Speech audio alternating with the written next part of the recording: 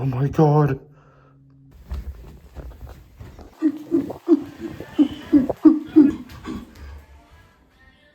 Oh, thank God. Finally. The big update just came out right before FNCS Grand Finals and FNCS Surge Week. So let's talk about what just changed and some huge changes for the controller community, including scroll wheel resets. Now, we're going to start off with the augment changes. We got ourselves some new augments coming into this patch. Essentially, 4 new augments that are Desperate Reload, Tracker's Armory, SMG Sign-Off, and Steady Hands. Desperate Reload essentially means that your pistols, when reloaded with an empty clip, reload faster. So you're rewarded for basically finishing out your entire clip and spraying down to 0 bullet in that weapon. Tracker's Armory gives you a flare gun and the Shadow Tracker pistol. The flare gun, essentially, if you shoot into the air, it marks people around you in the same area. And the Shadow Tracker pistol, essentially, if you tag someone, gives them a little indicator on top of their head, meaning that you have a lot of tracking now in the late game potentially if you carry this flare gun. Not really sure how it's going to be used, but flare gun could be an interesting one because essentially gives you wall hacks in late game, knowing exactly where every single team is on the map. SMG sign-off essentially means that the last 3 bullets of your SMG magazine deals bonus damage. So again, you're rewarded for basically finishing off your clip and you're doing extra damage in that sense. And then Steady Hands essentially means that marksman rifles have reduced recoil. Now, on top of those perks being added today, we still have some old perks coming back, which is going to have huge implications on the meta currently going into FNCS Surge Week and FNCS Grand Finals. First of all, Bush Warrior has made its return to Fortnite competitive, which essentially means that Storm Surge is going to be insanely high going into FNCS Surge Week and Grand Finals. Forecast has also been added. Now remember, Forecast did get changed to which you essentially only can review 3 zones in total. But with the new zone changes, essentially making zones very far and very deep into Storm, it means that Forecast is going to be insanely overpowered now for the less skilled teams. Because essentially you don't have to think about where to position yourself in 5th zone, 6th zone, and 7th zone. You should be popping your Forecast in those zones to know where those far zone pools happen. And essentially meaning that with Bush Warrior and Forecast together now, you have teams using less materials because they don't have to box up randomly in situations because they know where zones pull in. Less shield use, which basically because they don't get tagged as much because they know where to rotate. And also they can trade Storm Surge inside of bushes now, which means that again, they use less mats because they don't have to box up. They use less shields because they trade damage inside of a bush and they go towards bushes to re-heal.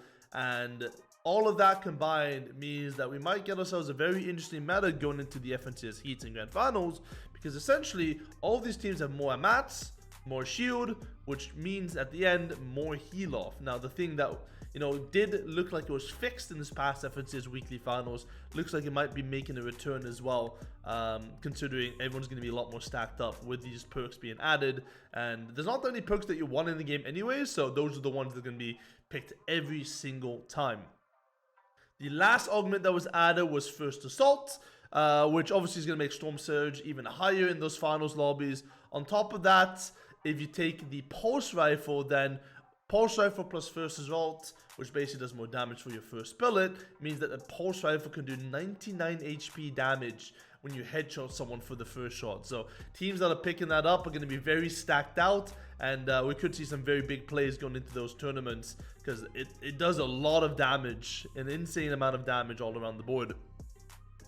The second thing that got added, which is the biggest thing for most controller players that got a lot of traction on Twitter, was that the controllers now have the ability to 1-button reset. And what that means essentially is that Epic added an option for edit on release where you could basically control what part of edit on release that you want to use. So you could use the confirm option of edit on release for the first part of edit on release, and you can turn it off for the second part of edit on release, or you can turn it off for the last part. So if you're reading through what the actual setting is, it goes like this. Edit actions are automatically confirmed and applied when you finish them.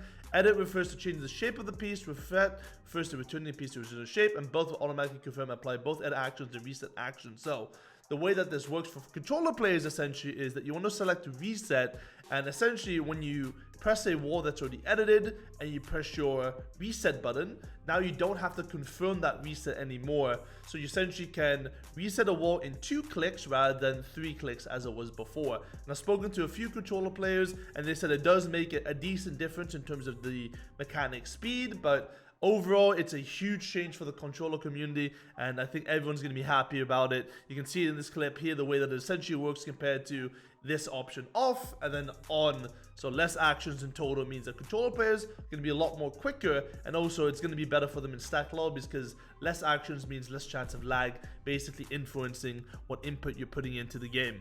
The third biggest thing that happened, obviously, is that we were waiting on the brick to be fixed.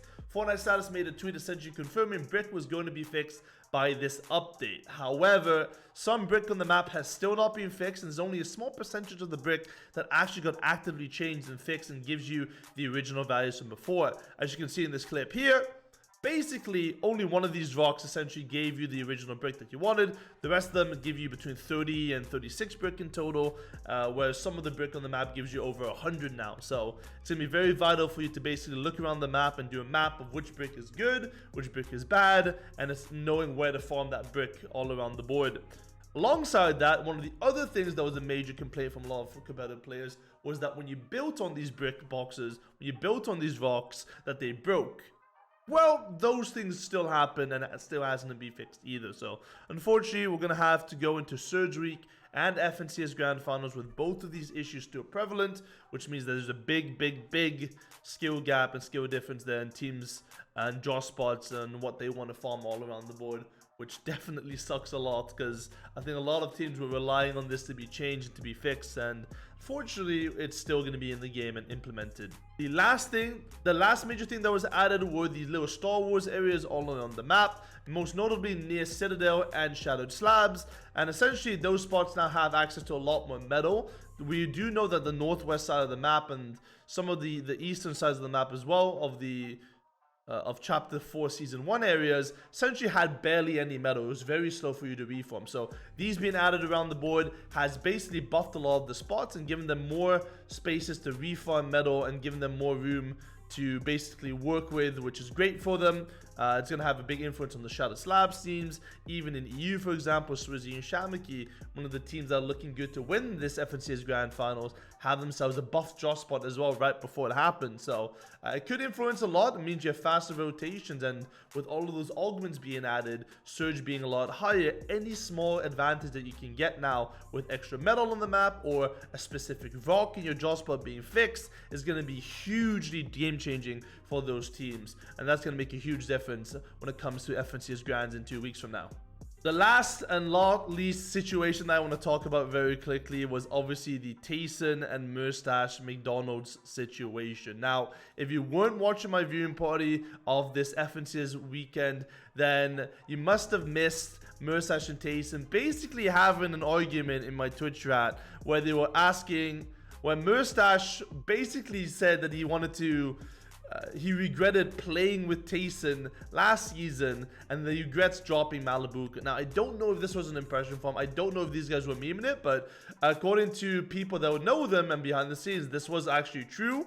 So essentially what happened in this situation is Tayson's PC broke down. He got himself a tweak or something and it broke his PC. He thought, you know what? We give up. I'm not going to play this FNCS Finals because I don't want to play on my secondary PC, which apparently was a lot worse than his main PC. And because of that, he went to McDonald's. So essentially, McDonald's could have been the reason why Tayson didn't qualify FNCS Grand Finals. Now, you might be asking, how would that make a difference? He still gets his series points, right? Well, that's not actually true, because if a team doesn't play an FNCS weekly finals and they play 0 games in total out of the 6, then essentially that team does not get any sort of series points from that final. So the 350 series points that they would have gotten if they just played 1 game ends up being 0, which means that Tayson and Merstach would have been stuck in heats. Now, luckily for them, they made up. Tayson got his butt back from McDonald's and went through and started playing the finals, and they ended up getting 2nd place in just 5 games. Now, I don't know how they do that. Even after Tayson said Merstach gets carried into grand finals, the mentality shift is wild, but they ended up doing it, and that's, I guess, the mentality of a champion, and they're looking good now going into FNCS Grand Finals. But who knew that McDonald's could have such a wild effect on a Fortnite competitive team and player, man? Jesus Christ. We are going to be going to FNCS Surge Week and Grand Finals in this upcoming week, so keep your eye out on twitch.tv/CoachBoop. We're going to do predictions for Surge Week and FNCS Grand Finals and preview that, which will also become a video more than likely on this YouTube channel. But if you want to follow me there, then keep that in mind. We'll be watching those live and keeping up with all the action as well as making our predictions. So if you enjoyed, make sure you guys subscribe, give this video a thumbs up, and I'll see you guys in the next one. Goodbye. Tayson, come home.